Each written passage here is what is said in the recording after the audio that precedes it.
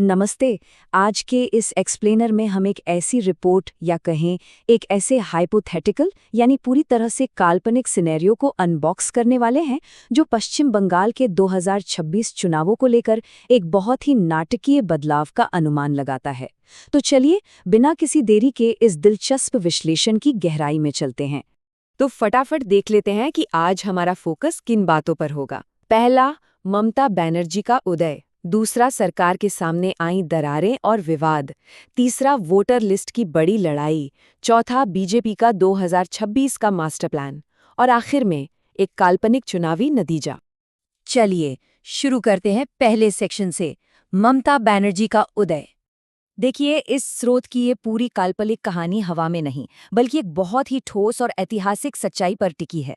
सोचिए, साल 1984 जब महज 29 साल की उम्र में उन्होंने सीपीएम के कद्दावर नेता सोमनाथ चटर्जी को हरा दिया था। उसके बाद 1990 में हाजरा क्रॉसिंग का वो जानलेवा हमला हो, या 1998 में खुद की पार्टी टीएमसी बनाना, और फिर 2006 में सिंगूर और नंदीग्राम के कड़े विरोध प्रदर्शनों को लीड करना। इन्हीं लंबे संघर्षों ने आखिरकार 2011 में उन्हें बंगाल की पहली महिला मुख्यमंत्री बनाया। और पता है, इस पूरे ऐतिहासिक सफर के बीच एक ऐसी आवाज थी, एक ऐसा नारा जिसने सब कुछ बदल दिया। माँ, माटी, मानुष। स्रोत बताता है कि ये सिर्फ 3 शब्द नहीं थे, बल्कि 2011 की उस विशाल जीत की आत्मा थे। इसने ग्रामीण वोटर्स और हाशी पर खड़े लोगों के साथ एक ऐसा इमोशनल कनेक्शन बनाया जिसे उस वक्त तोड़ना लगभग नामुमकिन सा लगता था। अब आते हैं दूसरे सेक्शन पर, सरकार की कमियां और विवाद। अब जरा इस नंबर पर गौर कीजिए, 25,753, 25,753। ये कोई छोटा मोटा आंकड़ा नहीं है। स्रोत इस नंबर को खास तौर पर हाईलाइट करता है क्योंकि ये एसएससी जॉब स्कैम के उस बड़े झटके को दर्शाता है जहां सुप्रीम कोर्ट ने एक ही झटके में हजारों नौकरियों को रद्द कर दिया था। यानी सिस्टम की सत्यनिष्ठा पर एक बहुत बड़ा सवाल खड़ा हो गया।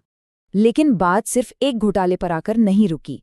इस विश्लेषण के मुताबिक कोविड-19 की मौत के आंकड़े छिपाने के आरोप, कल्याणकारी योजनाओं के आसपास उगे कथित एक्सटॉर्शन नेटवर्क, संदेश खाली में जमीन हड़पने के मामले और कोलकाता के आरजेकर मेडिकल कॉलेज की बेहद दुखद घटना, इन सब ने मिलकर एक चेन रिएक्शन जैसा बना दिया। स्रोत का तर्क है कि इन लगातार झटकों ने सरकार की उस रक्षक वाली छवि को गहरी ठेस पहुंचाई और उनके अहम युवा और महिला वोट बैंक में काफी निराशा पैदा की। चलिए अब बढ़ते हैं तीसरे सेक्शन की तरफ, वोटर लिस्ट की लड़ाई। इलेक्शन कमीशन की स्पेशल इंटेंसिव रिवीजन के बाद का ये डेटा सच में चौंकाने वाला है। रिवीजन से पहले बंगाल में टोटल वोटर्स थे 7.66 करोड़ और रिवीजन के बाद सीधे 6.77 करोड़। आप समझ रहे हैं इसका मतलब? करीब 90 लाख वोटर्स का नाम लिस्ट से गायब। स्रोत का मानना है कि ये मौजूदा सरकार के लिए एक बहुत बड़ा स्ट्रक्चरल झटका था। और सिर्फ लिस्ट ही नहीं, लोकल लेवल पर भी समीकरण तेजी से बदल रहे थे।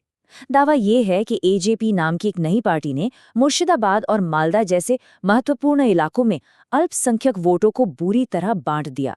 जो 90 से 95% वोट ब्लॉक एक तरफा गिरता था, उसमें इस तरह दरार आना सत्ताधारी दल के मजबूत गढ़ को कमजोर करने वाला एक और बड़ा फैक्टर बनकर उभरा। अब आते हैं इस कहानी के चौथे और सबसे दिलचस्प हिस्से पर, बीजेपी का 2026 का मास्टर प्लान। तो ग्राउंड लेवल पर विपक्ष ने असल में क्या किया? उन्होंने कॉन्सेप्ट उतारा, पन्ना प्रमुख। अब ये क्या होता है? बेसिकली वोटर लिस्ट के एक पन्ने पर करीब 30 से 60 नाम होते हैं, है ना? उस एक पन्ने की पूरी जिम्मेदारी एक भरोसेमंद पार्टी वर्कर को दे दी जाती है।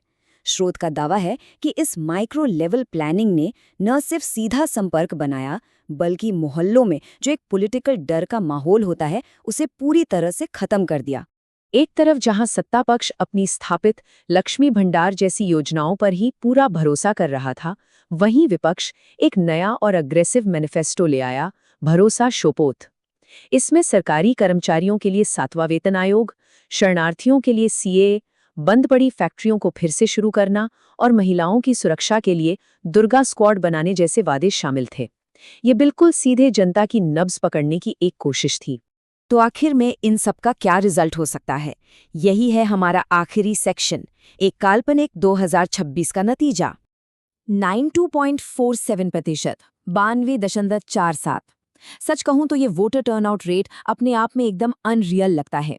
इस हाइपोथेटिकल स्रोत का अनुमान है कि 2.4 लाख सीआरपीएफ जवानों की तैनाती एक ऐसा निडर माहौल बनाएगी जहां लोग बिना किसी खौफ के बाहर आकर रिकॉर्ड तोड़ वोटिंग करेंगे। और इस रिकॉर्ड वोटिंग का काल्पनिक नतीजा क्या निकल कर आता है? बीजेपी 206 सीटें और टीएमसी 81 सीटें। एक बहुत ही भारी उलटफेर।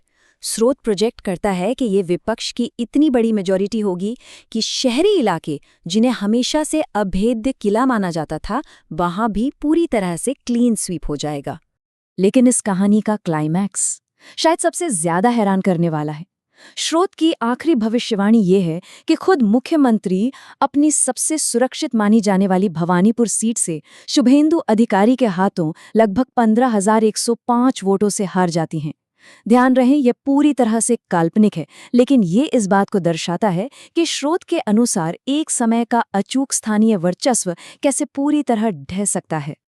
तो ये पूरा विश्लेषण हमें एक बहुत ही गहरे सवाल पर लाके छोड़ देता है।